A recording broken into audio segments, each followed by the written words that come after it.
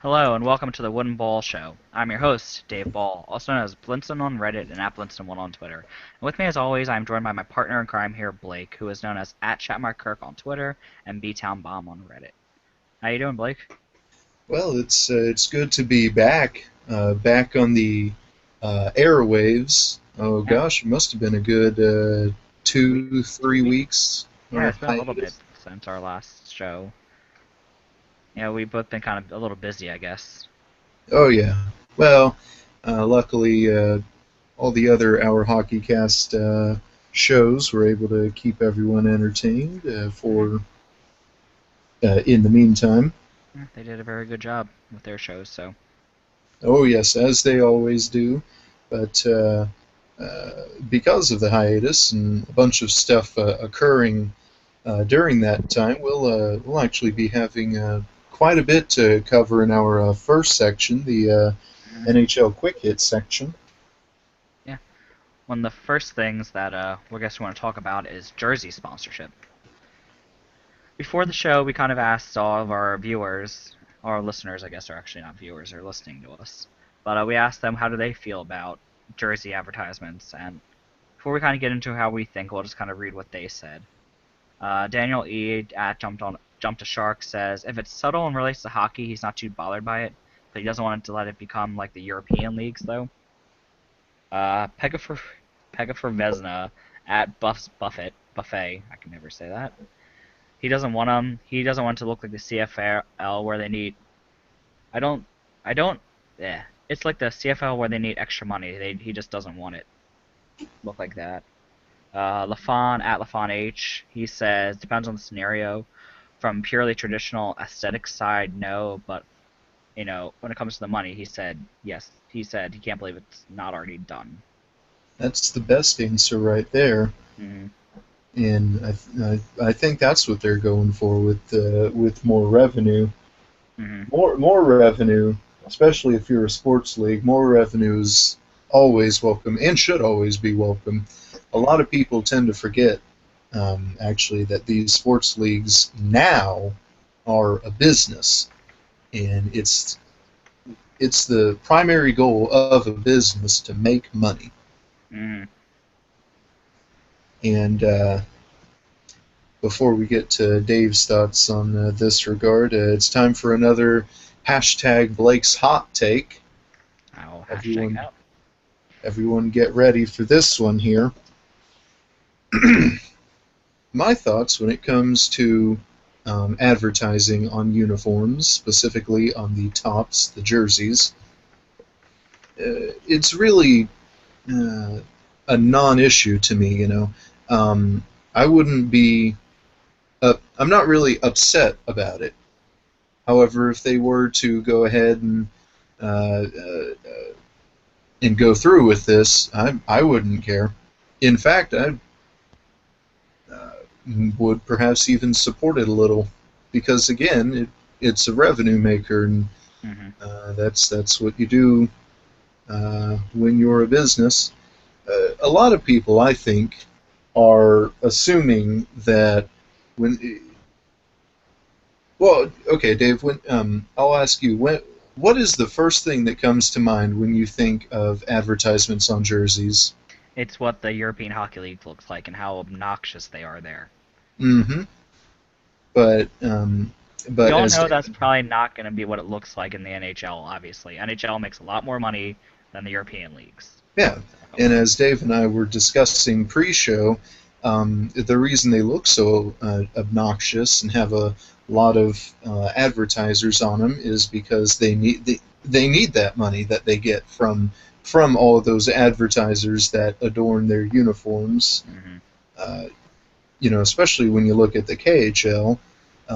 If you've ever listened to Lockrya's show, um, uh, and well, and I mean, even listen to her speak about European hockey leagues. A lot of them, they'd be going bankrupt, they'd be relocating, all that, because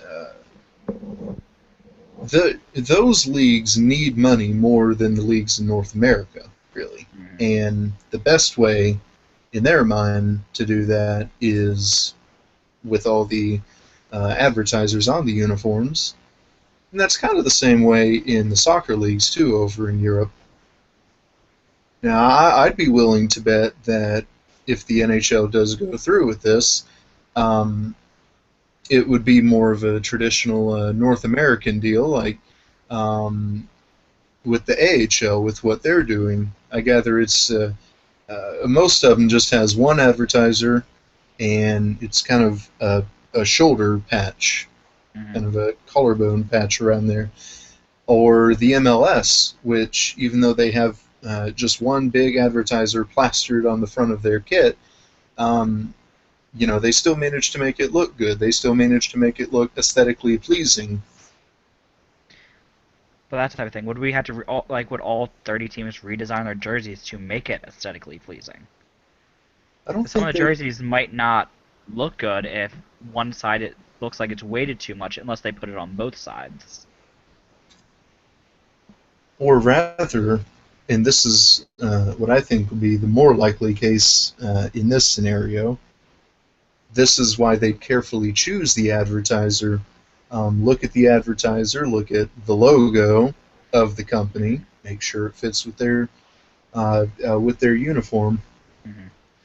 Maybe pick an advertiser that kind of has the same color scheme that your team does, I guess. hmm The Seattle Sounders, for example, an MLS team, their colors are kind of a light green Hmm. and a light blue, I believe, is the other one. But their advertiser, they use Xbox, Hmm. which is kind of the same color, so they make it work. And that's kind of how it looks in the MLS. I haven't seen very many AHL jerseys, but I assume that's how that would work. I really, in that case, I would really think that that would be what would happen. Uh, Whoever is in charge of making those decisions, they'd really just take their time to look and find the perfect fit. Hmm. I don't. I also don't believe they want to go through the whole process of redesigning uniforms. Hmm. So since there's so many uniforms that are just iconic. Like the Red Wings uniform, that just red there is very iconic for what they are. Toronto Maple Leafs, the blue there is very iconic. They don't want to have to redesign it. Because I don't think those two of them really have ever changed their jerseys much. Oh yeah, So, but you know. this all comes from the NHL COO John Collins. He had said jersey sponsorship in the NHL is both coming and happening. But apparently he later like said he meant in the when speaking about North American sports in general, not just specific to the NHL. So that may have just been something about the NHL putting it out there to see how fans would react to it. And then seeing the backlash, they kind of backpedal a little bit and changed their tune, maybe. It's kind of what Again, I kind of read from it. hmm I think it's just a combination of everyone's assuming it'll be European uh, hockey league style, and also Hmm. here's the hottest part of this hot take, by the way. Most NHL fans, most, not all, they just don't like change. Hmm. Yeah, I guess. Yeah, I guess. But still, they have to be very careful about the advertisements they pick and where they place them, and make sure it doesn't ruin the jerseys. Oh, I definitely, again, I definitely believe they'd go through that whole process of just finding the right business that would be that perfect fit for them. Hmm. And do you think that the more revenue they bring in, would it be able to help them support more of another expansion team or two now? Kind of going into our next topic. Do you think that will help Absolutely, it? absolutely. Um, a lot of teams they decide they'd be the decider of where that revenue would go. Hmm. And, I guess the higher power, Gary Bettman and all the people in higher office in the NHL, Hmm. they would probably be the ultimate deciders there. Hmm. Yeah, for those that don't know, it seems like the NHL has selected an ownership group for a new expansion team that's going to be in Las Vegas, which is not, I guess, not really a typical place you would think for a sports team to be. But looking at like the surrounding area, it's not like it's just a tourist-only area. There is, I think, about 2 million people that live in the surrounding area that like work in Vegas, like travel around there. So it could be able to support a franchise. Now, going back into our show archives, we had previously discussed the topic of expansion, um, with Bettman naming kind of four finalists for an expansion team, and one of them was Las Vegas. And I remember making the point of saying it would be a really difficult thing to build a fan base in a city where the housing market isn't very good. It'd be difficult to build a fan base in a city where it's very difficult very expensive to buy and maintain property. Hmm. But, however, recently I had heard someone bring up a very good point regarding Las Vegas. What if you don't have to have a homegrown fan base per se? You know, Las Vegas has the reputation of being one of the most popular tourist attractions in the United States. Hmm. Though they get throngs of tourists flocking over there daily, essentially. But think of it this way: the only thing, uh, well, one of the main thing that tourists would have to when they go to Las Vegas is the casinos. Hmm. Eventually, you would think that would kind of get tiring. Why not add sports to it? Gives it give all the tourists a different experience in Las Vegas. Hmm. I don't think that the people that actually do live in Las Vegas would go to see a team, Blake, because the population is close to 1 million people. And the city Hmm. itself is over 500,000. In the urban area, it's over 1 million. In the metro, it's close to 2 million. They have enough population to be able to support a team.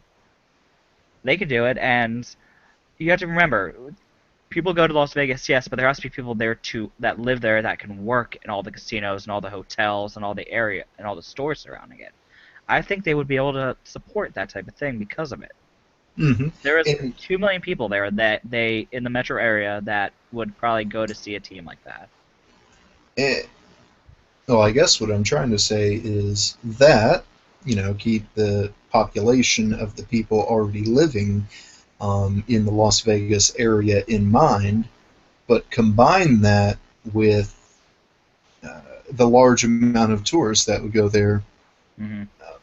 That would be a really dynamic, a really large fan base. Um, one of a very relevant example, the St. Louis Cardinals of Major League Baseball. They do have a very good showing in St. Louis and in the Metro. Um, but you'll find Cardinals fans literally all over the country. That's that's what makes the Cardinals franchise one of the more popular, Hmm. um, one of the more lively, I suppose.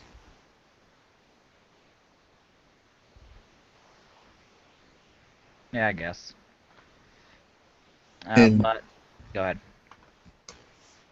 oh yes, real quick, since I had let me pull it up here real quick. Um, Before we move on to the topic of the games from last night and tonight, there is one game being played at the moment. A Saturday matinee game. The St. Louis Blues are in Ottawa taking on the Senators, and we have a score update. Once I get the box score to load. Okay. 4:16 in the first period, I should say. Maxime Lapierre, his first goal of the season, a backhanded shot, an unassisted shot, puts the Blues up 1-0 in that one. Which reminds me, LaFon had sent us a tweet saying that your team sucks.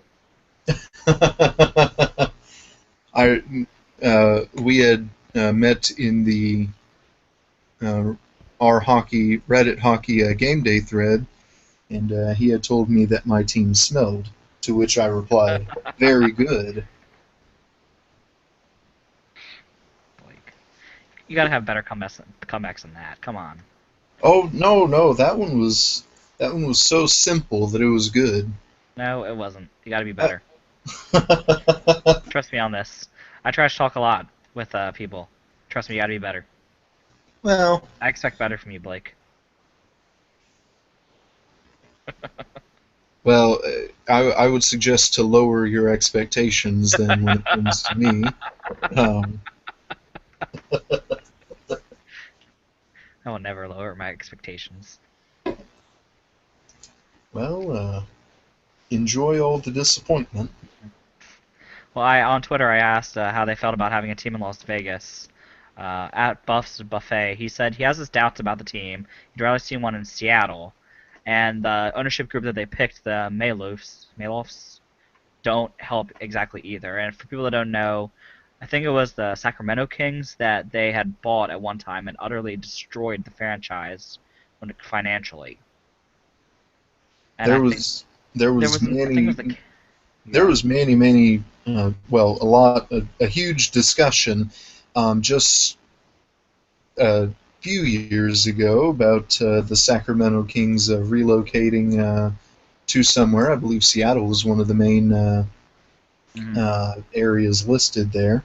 But Sacramento, I believe it was their city council, they voted to keep the Kings in Sacramento. Mhm. There's another team they had bought and that they utterly destroyed financially also, or at least they were part of at one point. I think it may have been the LA Kings. I'm not 100% sure about that. Let me actually look this up to see who they had bought. Now, and that's another thing that I guess would come up time to time when you think expansion, Mhm. relocation. Um, I guess there was a tidbit, a small sampling of news the other day. Gary Bettman came out and said the Florida Panthers would not be relocating. I believe that was the story. Did he come out and say that recently? I believe that was the story on there. Now, and I guess we'll get into this too. Now, my opinion on relocation in any sport is this: if they have to move, so be it. But Mhm. the thing that gets me a lot is everyone assumes that the issue of relocation is just black and white. Mhm. It's that the fans, they don't care, and that's it. That's the sole reason. But most of the time, if you look at the past histories of teams in any sport, that's not really the case. In fact, Mhm. perhaps the majority of it is an ownership group that just simply didn't care. Yeah. I mean, you don't bring a team to a place without thinking the fans are gonna care, not or aren't gonna show up. You bring them there because you're like, oh, these people will show up. They seem to like. They probably will be able to sell out a team. I mean, most of these teams that move, they move because their ownership group isn't that great, and the team is just bad. Mm-hmm. The team is just bad, and nobody wants to watch a bad team. I mean, unless you're in Canada, you're not going to go see a team that's 30th in league for like 5 years in a row. hmm And now, to the point of fans not showing up in throngs for that team, that is one thing, and that is a supporting factor in teams relocating, but that's not, the only thing. Um, I tell people when they say, we'll just look at the fans that the Florida Panthers are bringing out. I tell them, I say, well then, what is the ownership group doing about that? What what, what kind of promotion? What kind of discussion is the ownership group having in regards to the lackluster support from fans going to that arena? Hmm. A very relevant example to me in the St. Louis Rams of the National Football League, a team that I am a supporter of, have been for several years. Um, for those of you that follow the NFL, you may very well know that perhaps for the past year and a half or so, the St. Louis Rams have been in very strong talks about relocating back to Los Angeles, which is where they moved from to St. Louis. And uh, this is greatly exasperated, I guess would be the word, with the lease the Rams have with the Edward Jones Dome. That's running out at the end of this season, Hmm. and their owner, Stan Kroenke, I believe is the pronunciation. Um, he also owns a share in the Arsenal Football Club in the English Premier League. But just a few months ago, late last year, I think it was, he had purchased several acres of land in the Los Angeles area, and that has greatly exemplified the relocation discussion. He's met with the mayor of Bakersfield, I think it was, several times. And the scariest thing to me, I think, is he's been very silent this whole time. Uh, he hadn't he hadn't come out and discussed this great topic of relocation once. And from what I gathered, I'm supposed to believe that the Rams might move to LA simply because they're not getting any showing of fans. Mm. Simply because the fan base, oh, they just don't care anymore. I don't know. I mean, any Rams fan, I think, maybe I'm being egotistical, but I would think a large portion of Rams fans would agree with me. I'm not going to give my money to a man like Stan Kroenke, who's been staying extremely silent, who's been doing absolutely nothing to calm the nerves and worries and fears of huge St. Louis Rams fans. I wouldn't give my money to that guy. I guess something to do with too. If you have an ownership group that no one really likes, part of a part of a relocation, it'll be harder to make people come out to keep a team from relocating. hmm And in essence, what this thing would be uh, the snake eating its tail is what I think is the issue here with the St. Louis Rams, at least. Kroenke's not the best owner, and the fans are rebelling against him by not giving him a lot of their money, and that's just that never-ending cycle that probably might not end very well for anyone involved. Hmm. And perhaps that could be the case with the Florida Panthers. Perhaps they moved the arena out to Sunrise, Florida. If you look at the arena on Google Maps, it's essentially in the middle of nowhere, just on the side of a Yeah, highway somewhere. like when it came to the Panthers, they used to be, I think, more in Miami or actually in Miami. Mm-hmm. And now they moved, I think, was 45 minutes away from it. Mm-hmm. So it's hard to build a fan base when you're in the middle of nowhere. If you want to build a fan base, you have to be by a larger city. Because when you get to a larger city, it's easier to get to. Suburbs are built around cities, so that's why the sports arenas go in cities. Yeah. It's easier to get to because it's a center spot. Plus, you have different transits getting you into the stadium and all that. It's much easier. I think the Panthers have what, another 15 years on their lease or something like that. Oh yeah, they. So they're stuck in their Yeah. arena for the next 15 years unless they relocate. Yeah. So whoever's got that had that built there and moved the team there, they did not do themselves any favors to help build this team. And the old Panthers owners, they didn't care about the team. So I guess they're kind of just moving them there to destroy the team, maybe to try to get them to relocate. Now they have these new owners, and hopefully they can do something to help. They actually seem like they care about this team a little bit, and hopefully they can help this team get better. Because we Yeah. never want to see any teams relocate, Yeah. personally. And a lot of people say, "Oh, this team, oh, this city, they deserve a team." Well, I mean, Mm-hmm. I think any good standing city deserves a team, Mm-hmm. but no city deserves to have a team taken from them. Mm-hmm. One thing people always bring up is Quebec City. Quebec City had a team. They lost it because the owners were bad with dealing with money and because the fans stopped showing up. People forget that. The fans weren't showing up to see the Quebec Nordiques. And that's why they moved away. They weren't getting the money from the fans, combined with their ownership not dealing with money correctly.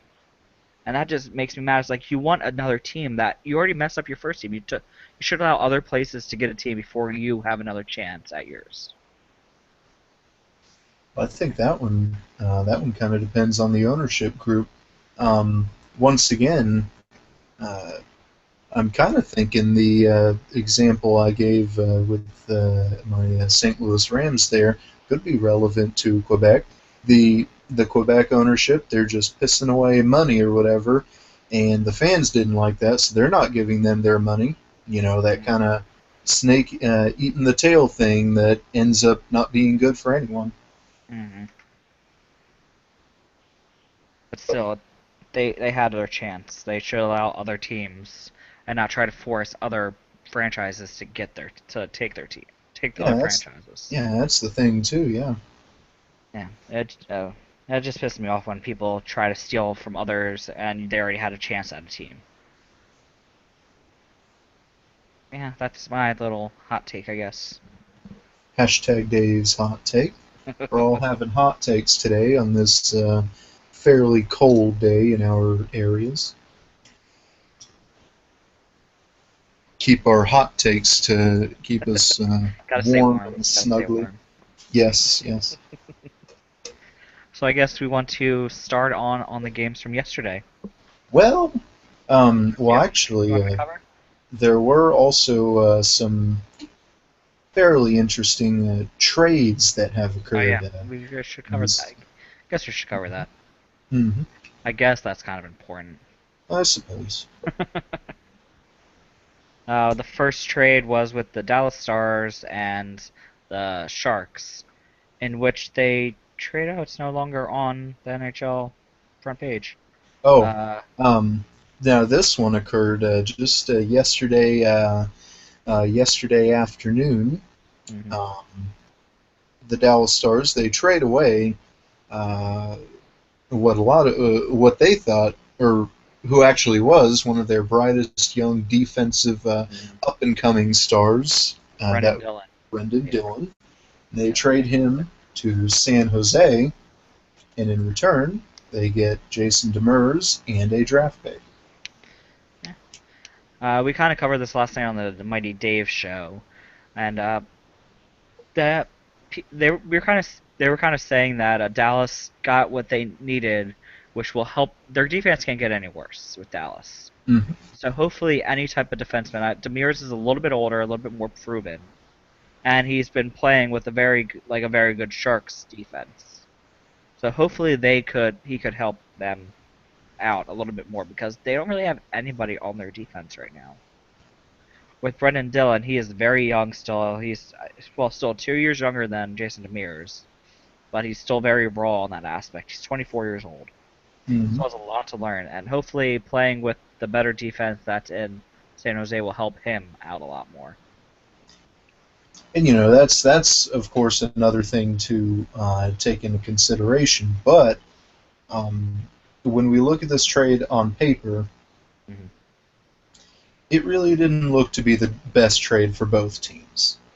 Um, and I think the reason both sides of the coin could be uh, chalked up to because Brendan Dillon was one of the more up and coming, bright defensive standouts for the Dallas Stars.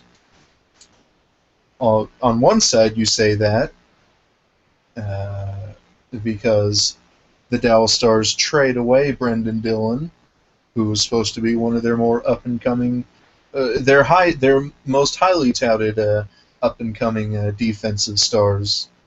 What else? Who else would they have then?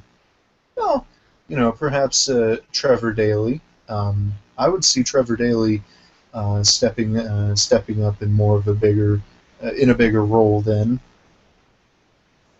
But on the flip side of the coin, again, I'll say Brendan Dillon was one of the more highly touted defensive up and coming standouts on the Dallas Stars, but Dallas trades him away, which leads me to believe he was not what they wanted him to be.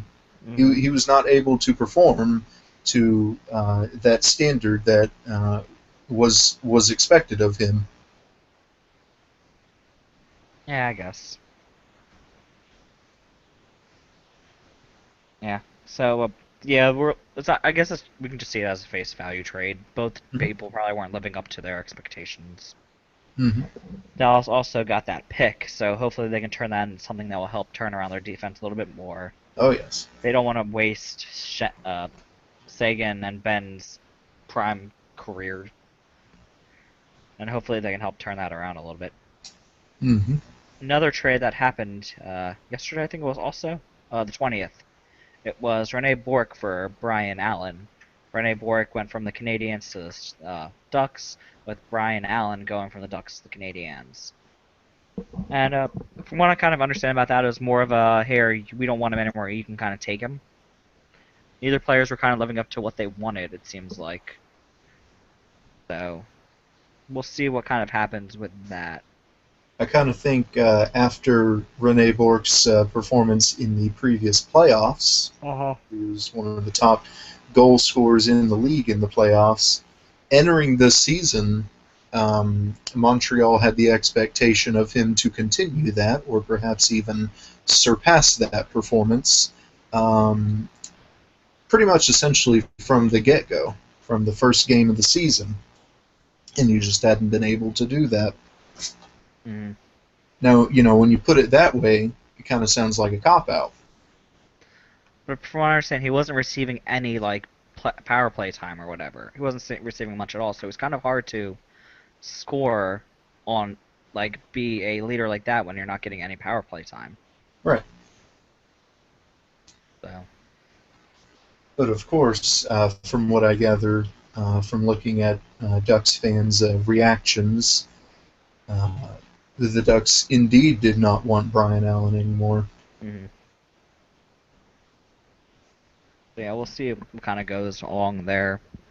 Another trade, Jordan Leopold went from your Blues to Columbus, while the Blues got a 2016 fifth round pick. How do you feel about that, Blake? Now, this one I actually like a lot. Jordan Leopold was our kind of team pylon hmm on the defensive unit. He was the cone,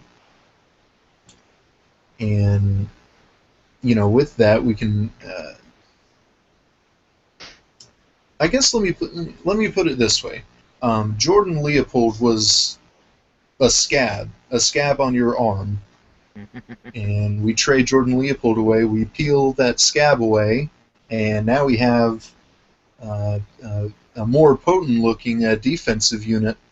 Um, I believe afterwards, St. Louis had recalled Chris Butler from Chicago, the AHL, and he's our seventh D-man there at the moment. But, and the more interesting thing is, we rid ourselves of that, I believe, 1.5 mil contract. This is leading a lot of people, myself included, to believe maybe Doug Armstrong has something in the works in terms of a trade. This happened almost a week ago. Do you still think that he could have something in the works, or was it just a one-off? Well, you know, trades they do take a while to come into fruition. Mm-hmm. Considering how good the Blues PR, or how not good the Blues PR is with keeping rumors alive. Remember,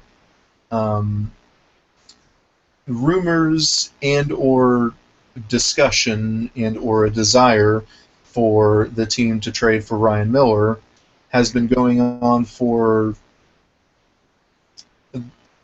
an off-season and a half before they actually did it. Yeah. And this time, in this regard, you're not hearing much. You're not hearing much come out from the front office, which perhaps then it'd be a more. It was just a one-time thing. We have that extra money to work with. Okay. So, any other things we want to talk about? Sergei Gonchar traded from the Stars to the Canadiens, with the Stars getting Travis Moen. Another one of those we don't want him anymore type of things. Yeah, Sergei Gonchar. Once again, a hat tip to Amber because She said during it best. yes, during the off season when we were overviewing the Stars, this one still sticks out to my head whenever Gonchar comes into discussion.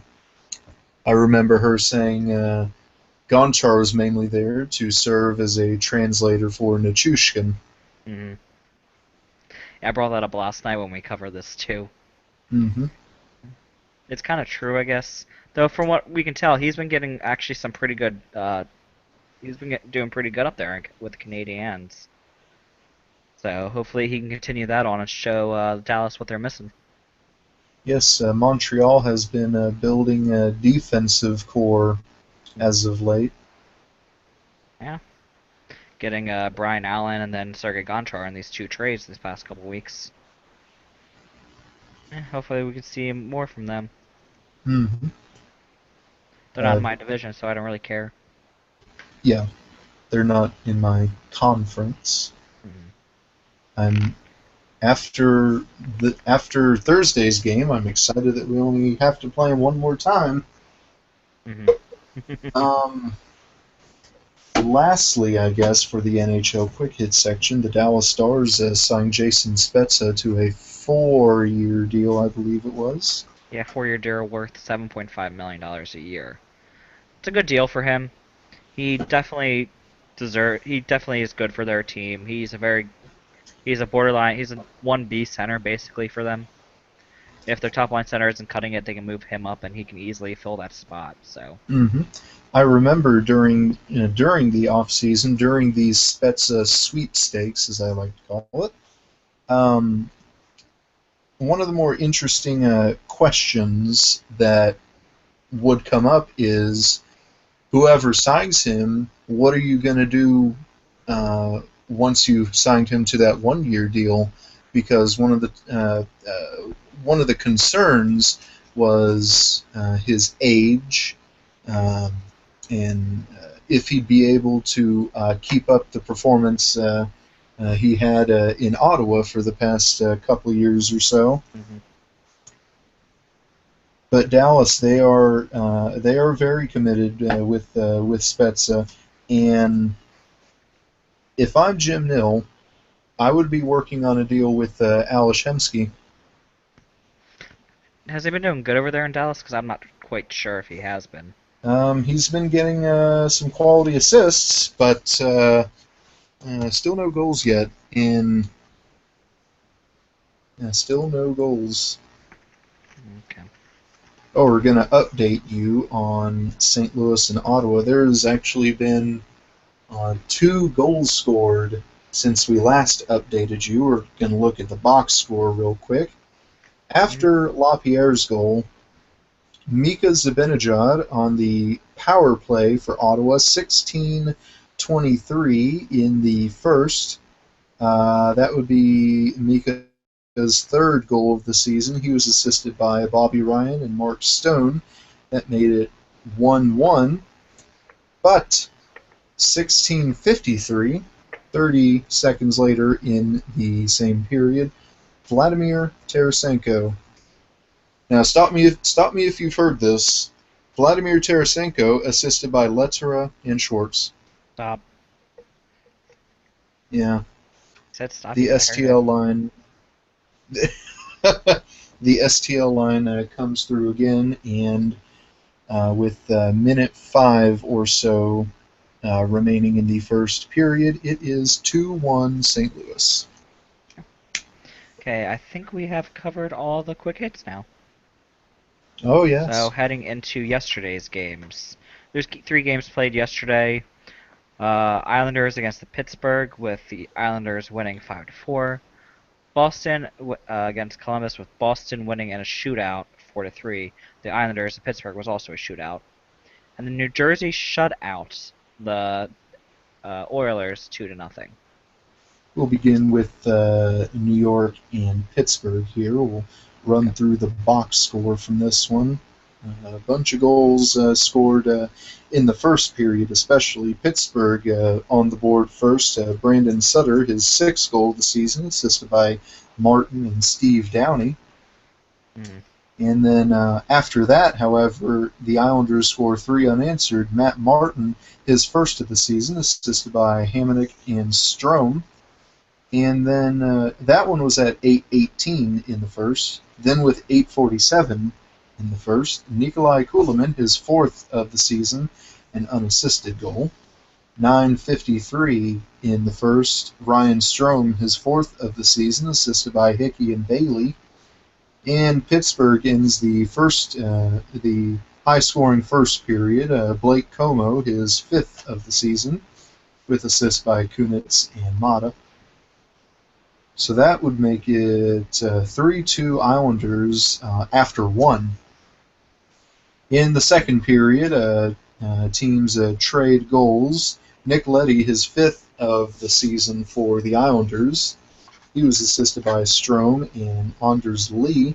And then 8:50 in the second, Nick Spalling, his 3rd for Pittsburgh, assisted by Hornquist and Malkin. And the final goal in regulation, 13 minutes in the third period, Hornquist, his 10th, assisted by Malkin and Christian Ehrhoff. In the shootout, we had 3 goals in the shootout. Sidney Crosby on the third skater, followed by Franz Nielsen. A save by whoever was starting for the Islanders on Brandon Sutter. Set up Kyle Okposo for the shootout and game-winning goal for the Islanders. The Islanders scored 3 goals there in 95 seconds. That's just great for them. I love when people score a lot of goals on the Pittsburgh. It makes me very happy. Even if they're a rival team, it still makes me very happy. and So, and the New York Islanders this season, um, that brings their record to what is their record at now, Dave? I am looking it up. It is 13-6-0. 13-6-0. ladies and gentlemen. They are going to No, start falling soon. I'm still under belief of that. they could, or it could be they're already starting to build a team in which they don't have to worry about if John Tavares will go out with an No, injury or not. their offense still has to worry about it. Well, the offense does, yes. The defense, Defense is they better now. It is better. get Boychuk, they get Letty. That's what I like about the Islanders, and I remember I've said this on a previous episode before. What I really like with what the Islanders are doing is they're working on improving the team uh, from starting from the goaltending, starting from getting Yaroslav Halak, and then they get Letty and Boychuk. They work on the defense there. Pretty soon, if the pattern remains, you'll see them making some offensive moves. Mm-hmm. But would they need to be making offensive moves? Because it's working for them right now. They're at a +8 goal differential, so they're able to score more goals than they're letting in. It So is working for them right do now. you think they should? Absolutely.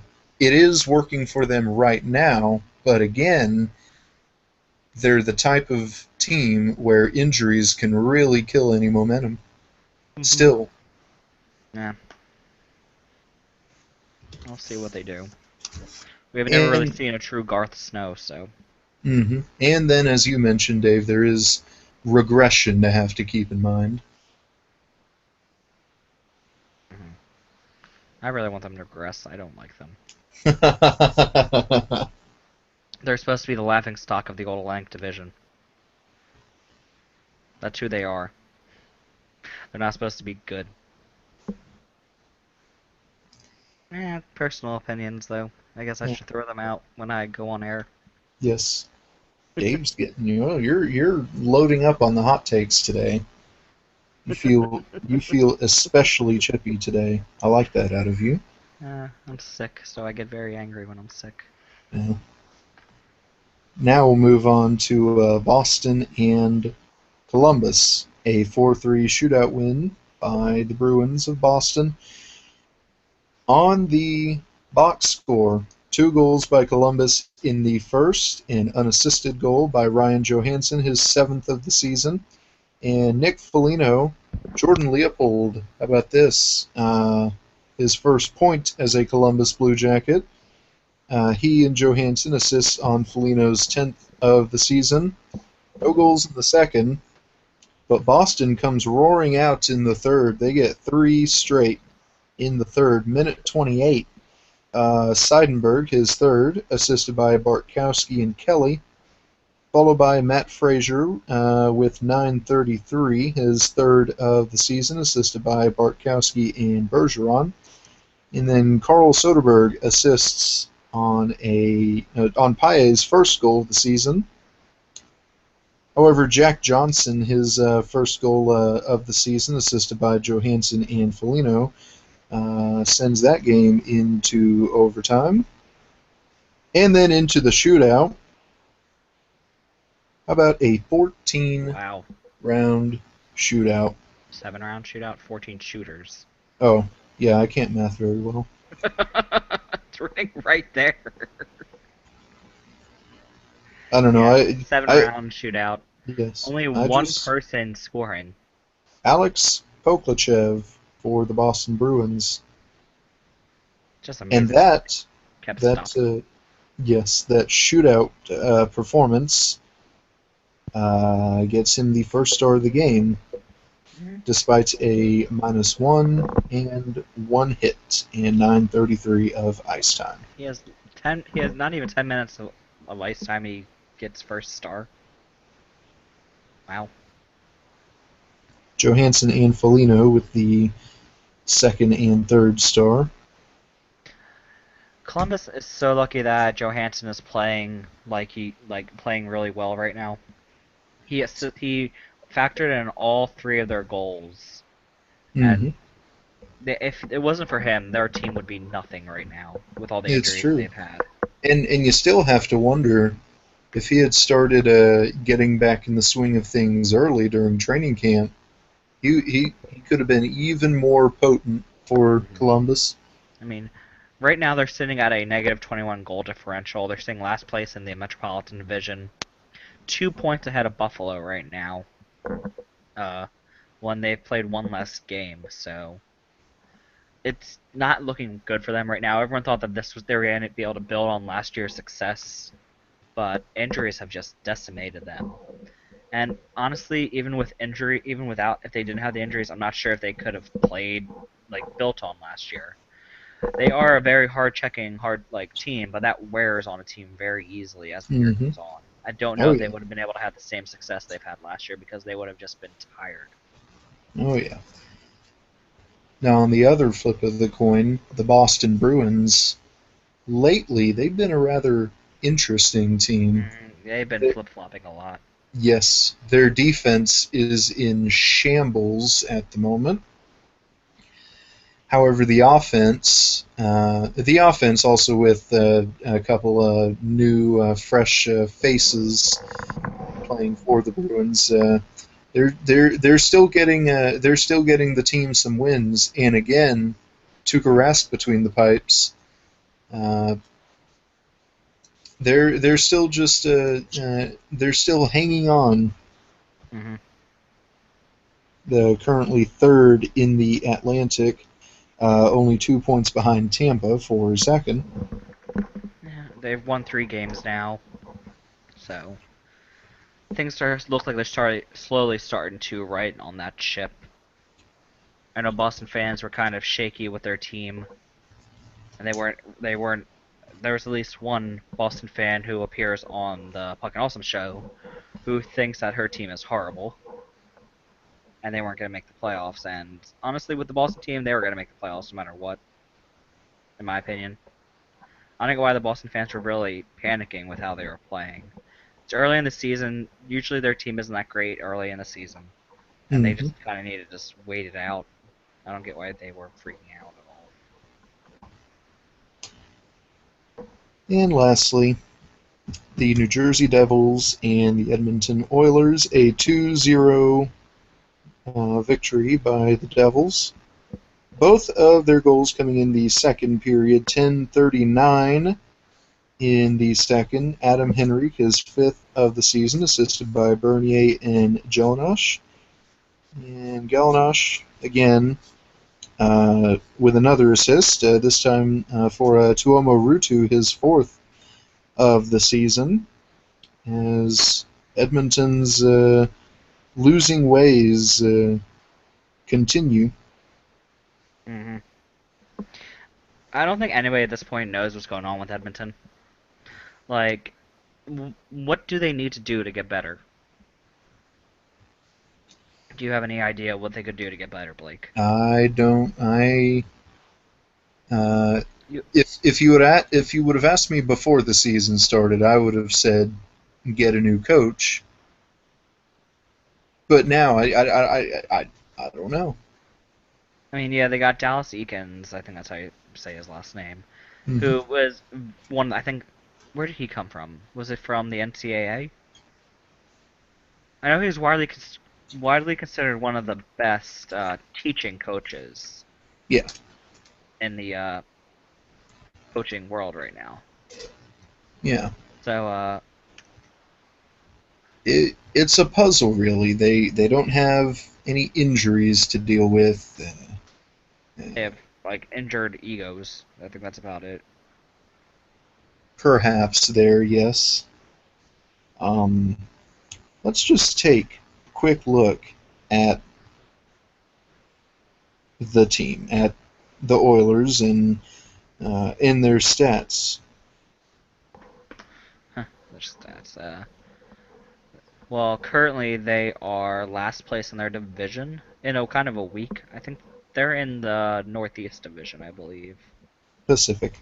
But it's called Pacific. Yeah, they're in the Pacific Division. It's not Northeast. 29th overall. They are Yeah. tied with Columbus, 14 points. They have a negative 19 goal differential. Only have won 6 games, and they've lost 3 in a row now. Not doing great at home, not doing great away. Lost all their shootouts they've been in, which is only 1. And are 2-7-1 their last 10. Still have not won a game against a Western Conference team. Mm-hmm. It It's amazing. See how. it's a sight to behold, certainly. Mm-hmm. The fascinating thing is Dave can't come up with an answer. I can't come up with an answer. A lot of us don't know what's going on with Edmonton and how to fix it at the moment. They it honestly looked like they were trying to go back to the 80s when they just threw a bunch of extremely talented people on the ice together Yeah. and hoped it got sorted out. But what they failed to realize is one of those really talented people was Wayne Gretzky at the time. And he could basically help any team win when you surround him with the company he did. They did. Except for my team. Well, no one remembers that he was the same team. Oh. Well, That's the forgotten year. we had Gretzky and then we lost him. You only had him not even for a year, right? You don't see the swipe I am making at my team. No. Had him, lost him. How long did you guys even have him? Probably just for that season, that 95-96 season. I think maybe. How long did he play there? Load. He played there for 96, yeah. Only one season. And you would think he actually would have been fine. He was playing with Brent Hull there, wasn't he, at the time? He was playing with Brett Hull there at the time. He was fine. And personally, I think one of the more frustrating things is that he is only remembered in St. Louis for that one particular moment. Moment's that, Blake. Had it, lost it. I had it in my mind, and then I lost it. Oh, good job, Blake. But anyway. Yeah. Now how about the New Jersey Devils on the other side? Oh. Looking at the standings at the moment, New Jersey is fifth in the Metropolitan. Yep. Well, they're in a fourth place tie with the Rangers at the moment, 20 points. They're just 1 point out of third, with 20 points there. Yeah. They have Yager abilities. That's all they got. They do have Yager abilities, yes. I mean, with them, they're relying on their starting goaltender for every single game.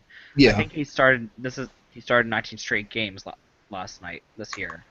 He has played all but maybe one of their games, or did he play every single one? Let me actually look that up in a second. I think he has started. He just beat Martin Brodeurs. Yes. Oh yeah, Scott Clemens will make his first start of the season tonight versus the Flames. There you go. So yeah, he's played 20 straight games now, and that is unsustainable for the entire season. Obviously, you can't have your backup goalie play once every 20 games.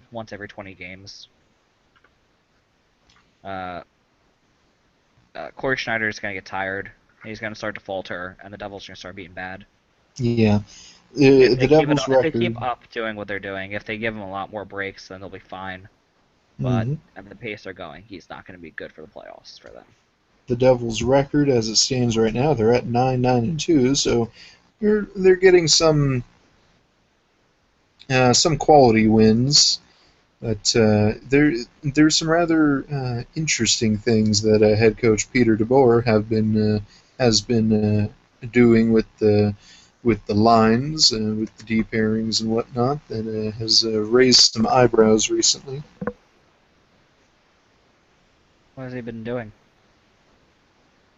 Well, that's just the general consensus that I've been getting from Devils fans. I know They're they've been questioning his goalie, the goalie version of how he deals with his goaltender and backup goaltender. Yeah, I know a couple years ago when they missed the playoffs, he refused to play his backup goaltender until he absolutely needed to, and he just kept playing Martin Brodeur as they went down the stretch. And once Marty went down with an injury, he started playing Moose, who wasn't that great, and he just then relied on whoever they brought up after that, and that person wasn't that great either. But he never played Moose again until, and then Brodeur finally came back. By that point, they missed the playoffs. yeah. He has never really handled goaltending, switching them from what I have gathered from Devils fans complaining. So I think he might be on the hot seat this year if he doesn't do it for them. Oh yes. We all know Randy Carlisle is probably gonna be the first coach fired, I don't especially after know. what happened with them the past week. I don't know. I think you'd be surprised. You don't think he's gonna be fired after a 6-2 loss to Buffalo, then a 9-2 loss to Nashville, Oh, I one of think which he being need. at home. Well, definitely he would need to be fired after that. The this past week has kind of exemplified how the past couple seasons has gone under his tenure. But you have to consider that front office, Hmm. and I mean, they have a better front office now with Brendan Shanahan. that Hopefully is he, true. hopefully he could. He was brought in to make the changes they needed to make, and hopefully he actually goes through with it. But then again, it could be that you wouldn't want to just ditch a coach and then throw some other guy in the middle of the season while it's already going. Yeah, you would do that from the beginning, or once it's clear you're gonna miss the playoffs. I guess that's when you would do it. The only recent exemption to that rule is Philadelphia from We last fired him season. 3 games into the season. That doesn't count. Oh yeah, that is true. That was basically the beginning of the season. Yeah. Yeah, but normally you would only fire him after you're basically clear that you're not going to make the playoffs and you kind of want to start the rebuild process that season. But yeah,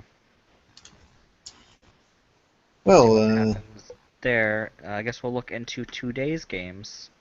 oh yes, We have huge a slate of good games number, going on tonight and this afternoon, this evening. 13 games going on tonight.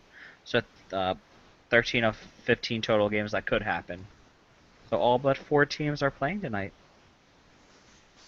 That is going to be a good Saturday hockey here in the NHL.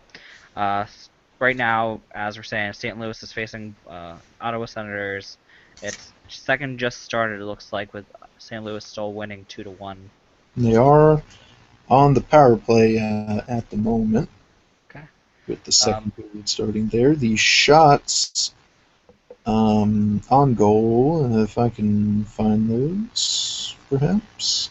What are the shot? No, wait, here preview. they are. It's 12-9 Ottawa at the moment. yeah, 12-8, but I guess you guys just loaded 12-9. Hmm. Okay. And another game tonight is Montreal against Boston, Toronto against Detroit, uh, Minnesota, Tampa, Pittsburgh Islanders, Columbus, Philadelphia, Buffalo, Washington, Florida, Nashville, Los Angeles, Dallas, Carolina, Colorado, New Jersey versus Calgary, Chicago versus Edmonton, Arizona versus San Jose. And So I suppose it's, Dave and I's two teams are playing mhm. today, right now, and later on this evening we'll just kind of touch on our two teams in this past week. And oh, yeah, let me tell Can you, we not? I I would not want to either, but it'd be an interesting topic. Yeah. The Well, St. Louis Blues currently are winning, but at the moment are on a two-game losing streak, having lost 2-0 to Boston, where Ian Cole decided to be a Bruin for a night. He had one goal and one assist for the Bruins on Tuesday. And Thursday, a huge dumpster fire performance by the Blues defense, which, considering that defense is a rarity. But our defense, it was like I was watching the Leafs. I kid you not. A 4-1 defeat at the hands of the Montreal Canadiens. By the way, our first defeat in Montreal since 2004. Wow. Oh, yes. Yeah. Okay. And tomorrow we be playing in Winnipeg. Considering how decent Winnipeg is at the moment, and also considering how never good the Blues the Blues are on road back-to-backs, I'm somewhat concerned about this one. Hoping they can get all the kinks out of the system here against Ottawa now. Those kinks being the defense from the past week, as well as the underlying issue still. While the STL line is an absolutely fantastic line, they're the only ones doing things for the team. Maxime Lapierre on the fourth line did score in the first period today, so there's that. But we'd really like to start to see more forward depth scoring. Mm-hmm. And speaking of Montreal, if Montreal can make the St. Louis Blues defense look as bad as they did on Thursday, I'd be concerned if I was a fan of the Boston Bruins, once again considering their defense being in shambles. So, Dave, how has the Philadelphia Flyers been doing this past week? They look just about as good as I felt. But they have lost 4 in a row now, though, against the Minnesota, the last game they played. They had a game stolen from them. Darcy Kemper played amazing, saved 37 shots when we shot 39 on him.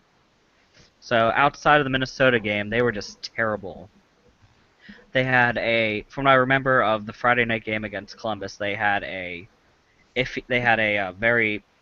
Columbus walked all over them. After losing 9 straight, they kind of just walked over them and easily won. And against the Canadiens the next day, they were again walked all over. They surrendered 6 power play goals in that time. Against the Rangers, where they were shut out 2-0, they were just lifeless. So much lifeless that Ron Hextall, after the game was over, walked down into the locker room, told all the reporters they're not allowed in there yet, which caused the reporters to turn on all their microphones and hold them to the wall waiting. And then they actually have recordings of Ron Hextall screaming at the players, saying it's fucking embarrassing what they just went through watching that game. And that's basically how the Flyers have been. They've been terrible the past few weeks. Given that they've had basically 2 weeks off at this point, they had a 5-day break between their 3-game win streak until when they played Columbus. Then they had those 2 games, Columbus and Montreal, and then they had a 3-day break right after that. So they basically have just sat out doing nothing for the past 2 weeks. So that could contribute to it, and hopefully now that they're going to have more of a regular schedule. So hopefully they will start doing better with more game playing. So just to kind of go over the game with Columbus this evening, a 6 p.m. Central Time start from the Wells Fargo Center in Philadelphia. Would you be expecting more of the same out of Philadelphia, or just kind of go over your expectations for this evening? I could expect them to play better. They will hopefully play better. They have Scott Lawton up there now because Claude Giroux was supposed to be hurt the past 2 games, but apparently he wasn't.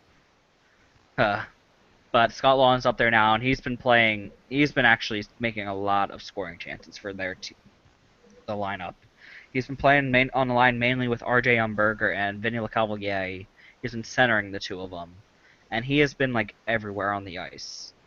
This is his first year up in the NHL. Really, he played 4 games or 5 games, I forget which, during the lockout shortened year.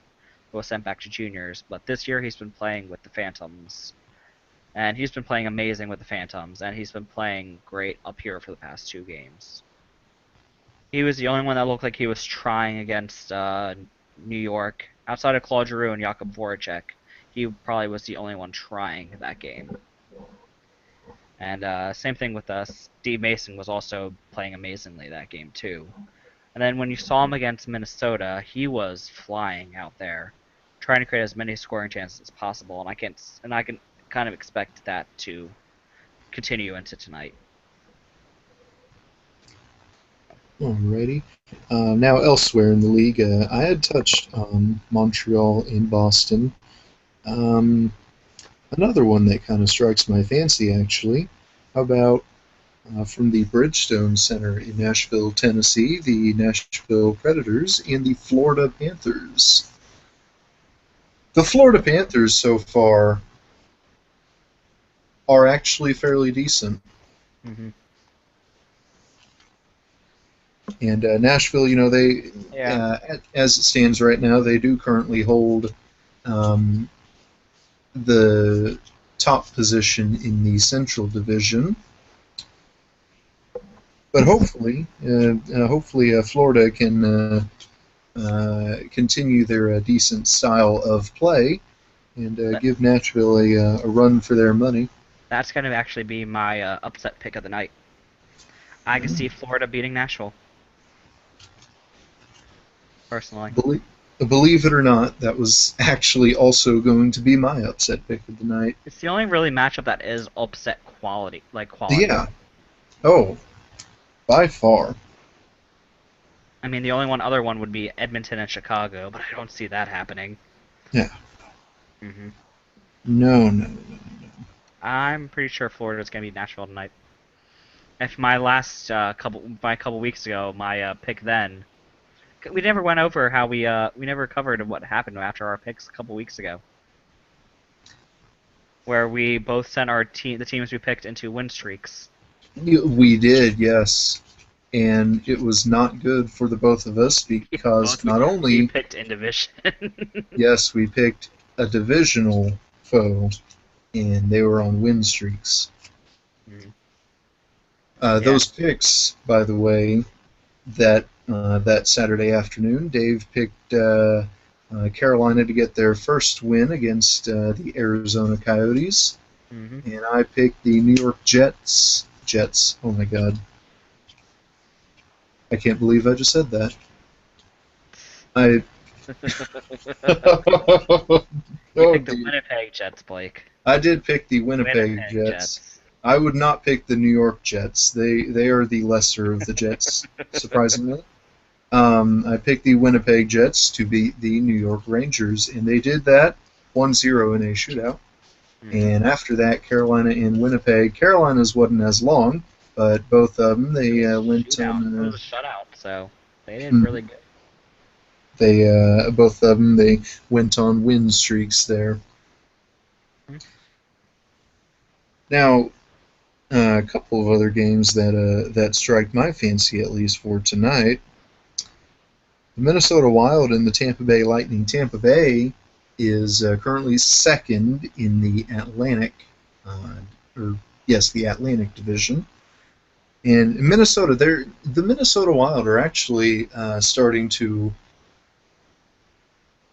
get their act together, I guess. They're starting to get something good going on over there. Darcy Kempner is working out pretty well for him so far, and the offense, now that they have Parise back, they're starting to come together.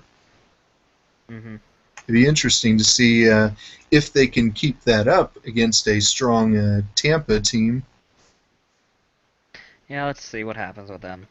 I just like Darcy Kemper now, so Is it fantasy related? no, it is. He stole a win from my team. My team deserved that Oh. win. They deserved it.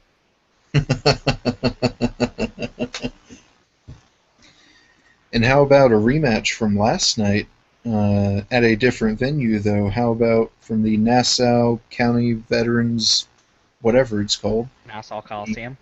yes, the New York Islanders and the Pittsburgh Penguins.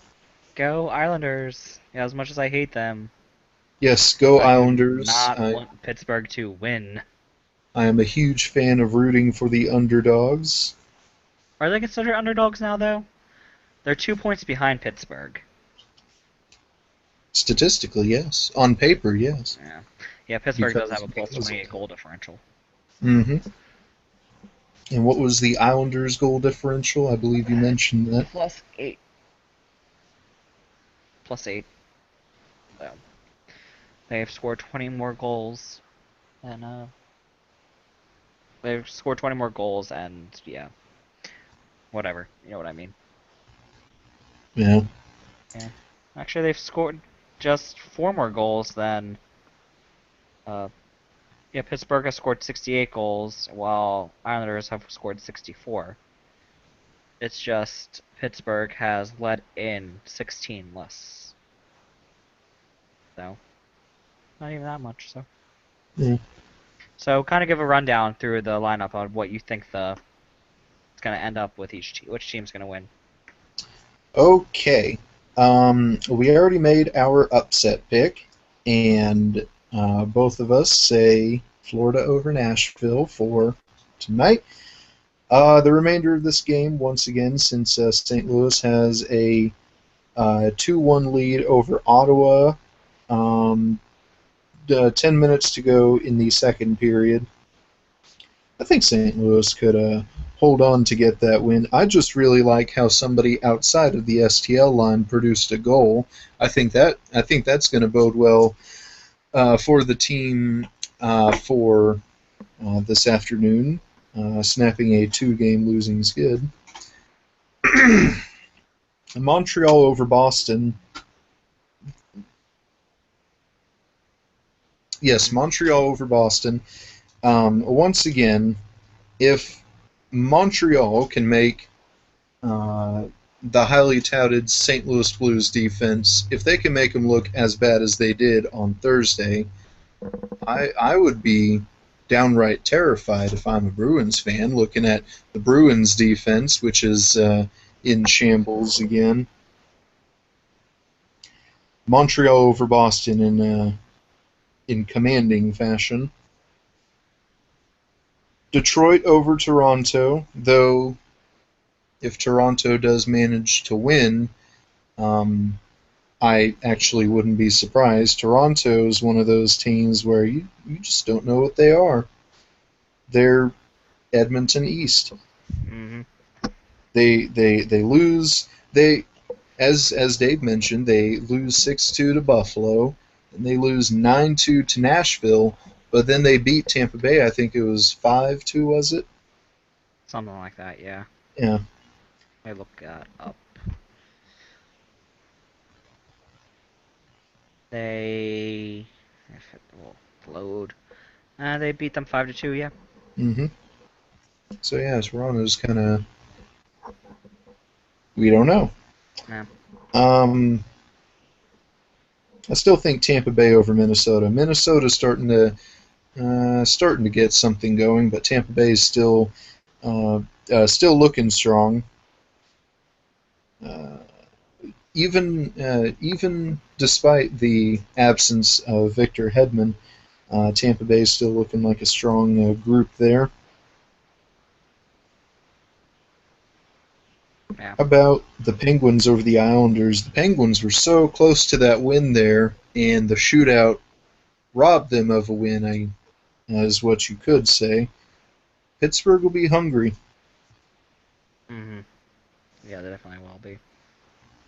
How about the Philadelphia Flyers over Columbus, Oh, thank you. Dave? Yes, Philadelphia. They've had some time to sit and think about what they've done. Um, and Columbus still, Johansson, he's doing wonders for the team, but Columbus is still very, very much um, in the cellar, near the cellar of the league, with all the injuries they have there. Hmm. And speaking of cellar, Washington over Buffalo. Buffalo,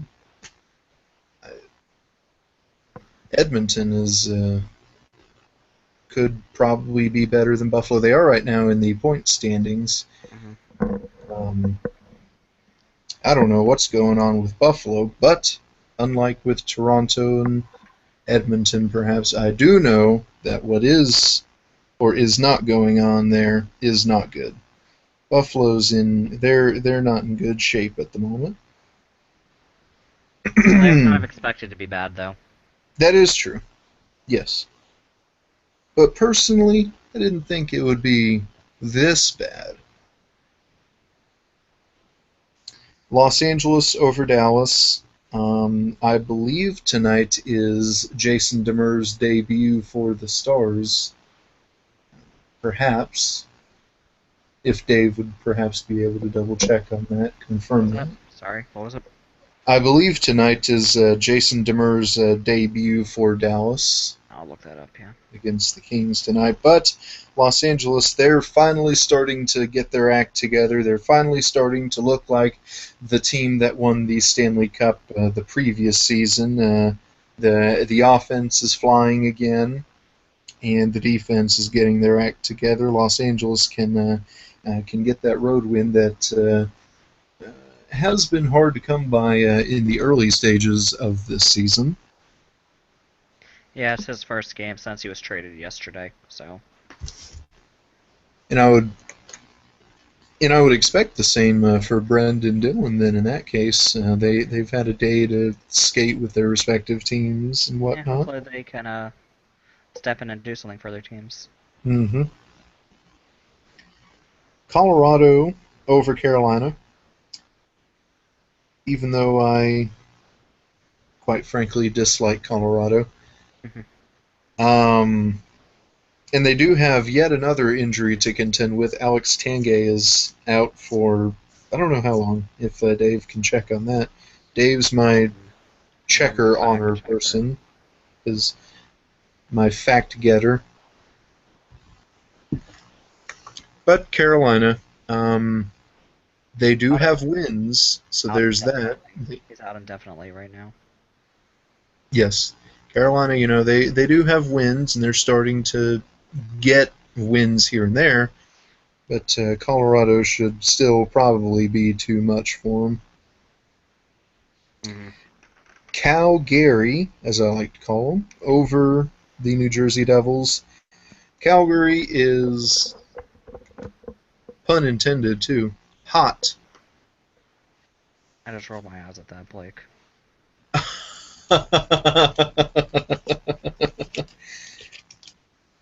Calgary's, well, let's look at the Pacific Division standings. You see Calgary in fourth, but they are tied with Los Angeles for third and 1 point out of second. Hmm. And they have a 3 point lead over the San Jose Sharks. Calgary's, They were a team that no one thought was going to be doing this good. yeah, yeah. They all Chicago thought of. over Yeah, go ahead. Chicago over Edmonton. No, well, I that yes, there's no way you need to justify that. yeah, no. We've already covered the mystery that is the 2014-15 Edmonton Oilers.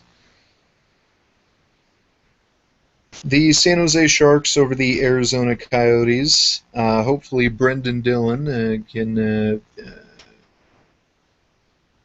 be welcome to San Jose with a big win over the uh, Arizona Coyotes. Now it is time for Dave and his picks. St. Louis over Ottawa, Boston over Montreal, I believe actually. Oh, Detroit you over you should Toronto. you should justify that one I because have I'm to. interested. I just think Tuukka Rask is going to steal the game. Honestly, I hope at least he's on my fantasy team, and That I need him to steal the game. and that is also one thing to take into account. Tuukka Rask is one of those goalies that will steal games for his team. Detroit over Toronto, as I already just said. Tampa Bay over Minnesota. That game could go either way, but I feel like Tampa Bay is going to pull it out. Hmm. I want the Island. I think the Islanders could keep the Pittsburgh down. The Islanders play the same way they did last night. They can do it. That is Pittsburgh true. isn't a hard team to Mhm. beat, honestly. Yeah. Philadelphia over Columbus, Washington over Buffalo, Florida over Nashville, Los Angeles over Dallas, Colorado over Carolina, Calgary, New Jersey, Calgary over New Jersey, Chicago over Edmonton, and then San Jose over the Coyotes. That is who I pick. Alrighty. Well, um, I think the only one we really differ on was Montreal Boston, wasn't it? oh yeah. The, I mean, their So defense though. that is a game that could go either way, though. Yeah, their defense, but their defense is backed up by Tuukka Rask, currently the best goaltender in the NHL, in my opinion. So Yes, that is true. Yeah. I think he Um, can do it. well, I don't Do we see have anything anything else? coming on our Twitter Nope. feed. I don't think there was anything else. It looks like Baumeister just scored. 3-0 now against the Ottawa. Whoa, I I'm liking this. Uh, I'm actually liking that we're not relying on the STL line for the STL line. To me, is it's like a blessing and the curse and a curse at the same time. Considering again that the STL line has been the only one doing the scoring for weeks. Hmm. So yes, I three guess. one St. Louis over Ottawa. The shots currently are 16-15 in favor of the Ottawa Senators. Hmm. Yeah. Unless we have anything else we need to cover, I think that would be everything for today. That would be everything for today. Yes, we haven't seen anything on our Twitter feed. Nope. Okay, well, we'll go through the our show-ending legalese now. Um, for the Wooden Ball Show, I am Blake. You can find me on Twitter. My handle there is at ShattenMyKirk, and my Reddit username is BTownBomb. For Dave, you can find him on Twitter. His handle there is at Blinson1, and you can find him on Reddit. His username there is Blinson. He is referred to as the king of lunch cuisine, so be sure to hit him up with what you're having for lunch today, and he will be happy to oblige. Dave, if you can go over the our HockeyCast weekly schedule again. Okay. It is on Mondays at 9:30 we have the Puckin' Awesome Show. This is all time like PM EST for everyone that doesn't know. On Tuesdays we have Crash in the Continent at 7 p.m. with Lakria, though I am not sure if she's going to continue doing that show. She's only posted one episode of it a couple weeks ago, Mm-hmm. so I'll have to talk to her about that. On Thursdays at 7:30 we have Toddler Thursdays. And right after that ends at 10:30 p.m. on Thursdays, we have the Our Hockey Cast After Hour. On at 8 p.m. on Fridays, we have the Mighty Dave Show, which should be getting a new name now that Ari is part of it. And on Saturdays at 3 p.m. we have this show. Alrighty, and we'll be looking to add to this programming list. And again, be sure to check us out here at Our HockeyCast weekly for all these fine shows on our programming list. Mm-hmm. And for Our HockeyCast, you can find us on Twitter. Our handle there is at Our HockeyCast. You can find our subreddit, where we do post show archives, episodes of these Our HockeyCast shows. Our sub address there is Our HockeyCast. You can find our website, ourhockeycast.com. You can listen in on previous episodes there. And lastly, you can do that same thing on our YouTube account. And that account name is Our HockeyCast. For Dave Ball, I am Blake Wood. This has been the Wooden Ball Show, and we are signing off. Have a good night, everybody.